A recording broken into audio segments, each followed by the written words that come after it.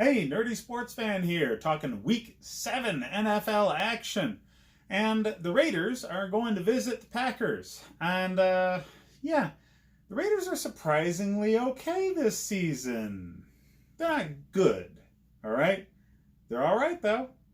And that's a nice thing to do for the city that you're leaving for Vegas. And I get it, you know. It's been a long and prosperous marriage, but the person across the street's really hot and like 20 years younger. So yeah, I get it. I get it. Okay. I'm not saying I do it, but I understand. All right. Yeah, but again, at least they're sending Oakland off right with a semi-decent season. Um, and hopefully the Raider faithful will stay around because Vegas isn't so far from the Bay Area, right? And most of you freaking degenerates probably want to be in Vegas all the damn time anyway, so it's not so bad, right? Anyways, you're traveling to Green Bay, land of wholesomeness and cheese. And I just got to say this, I actually listened to Green Bay area radio coverage of the game last week, and it's hilarious. Exactly how that 70s show depicted Packer fandom in Wisconsin, that's how the radio coverage was. I mean, it was a religious channel, so, they're talking about God being a Packer fan, and every third commercial was for some sort of cheese company. It was great. I love it. I really do. It's like, somebody from Miami randomly listening to the Bills radio and hearing nothing but chicken wings. Exactly the stereotype that you think they are, that's what they are. I love it. I freaking love it. All right, Wisconsin, never change, ever. All right? The Packers are fantastic this year. Fantastic. Okay? I get it. The refs gave them a game last week against the Lions. The Lions are pretty damn good, okay? It's not like their tough games are against bad teams. All right? They're making the playoffs. They're probably going to win the division like I called at the beginning of the season. You should pay attention to those videos. The Packers, yeah, they're legit. Their defense is great, and you should start them this week because the Raiders have a fantastic running back in Josh Jacobs, and they've got a quarterback that gets rid of the ball quick, but doesn't really utilize his wide receiving talent because he's always trying to get rid of the ball quick. There's no deep shots down the field at all. And Mike Pettine's defense is going to take advantage of that.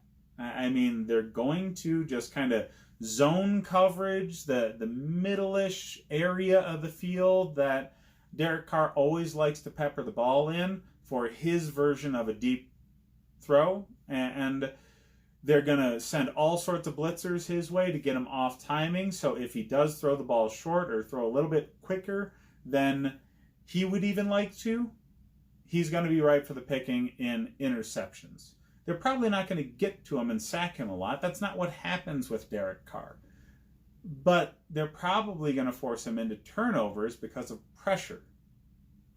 Pressure doesn't always equal a sack, but it always equals something good. So start the Packers defense. Josh Jacobs is most weeks start worthy, and this won't be an exception. Green Bay's weak spot in their defense is the run. That's not to say that it's actually weak. It's just the weak spot of this defense. So Josh Jacobs will get his opportunities, and because he's the lead back and he pretty much shoulders the load for that backfield, he's going to be start worthy. 1-2 flex, doesn't matter where you put him. Just make sure he's in your damn lineup, okay?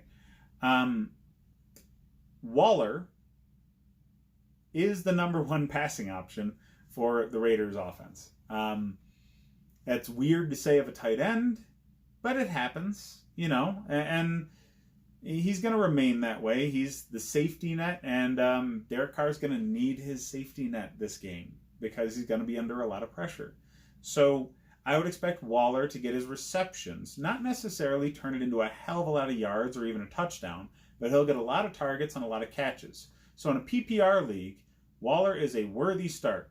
In a normal standard scoring league, I would probably put him on the bench for somebody else like an Austin Hooper or something like that. Receivers, nobody from the Raiders, but the Packers have found something in Valdez-Scantling, and Davante Adams is always going to get his in a way. He's not a fantasy lock wide receiver one. You would think he would be because he's the number one passing option in Aaron Rodgers' offense, but really because of the diversity of this offense and the scheme allowing Rodgers to not have to be the guy all the time, that kind of devalues the top target. So I would say Adams is a wide receiver 2, and Valdez-Scantling is a flex play. Aaron Jones is a beast and the workhorse of this offense. This is one of the many,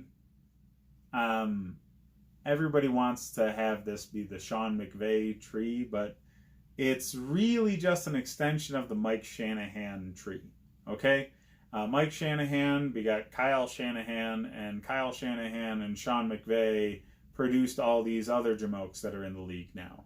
So that's the offense. It's run-centric with a lot of dynamic passing that's only really opened up because of the run. So Aaron Jones will get his every game, and against Oakland at home with this defense, he's going to have a lot of opportunities because he's going to be closing out the game. So, yeah, Aaron Jones is the number 2 or 3 running back play overall this week. That's what I have fantasy-wise. As far as the spread goes, the Packers are 4.5-point favorites. I think that's light. I'd bet the Pack. I think they're going to beat them by a touchdown. So hit up the rest of the videos I have for more fantasy advice, and check out the Nerdy Sports Fan Weekly for my take on the Jalen Ramsey trade and other general league news.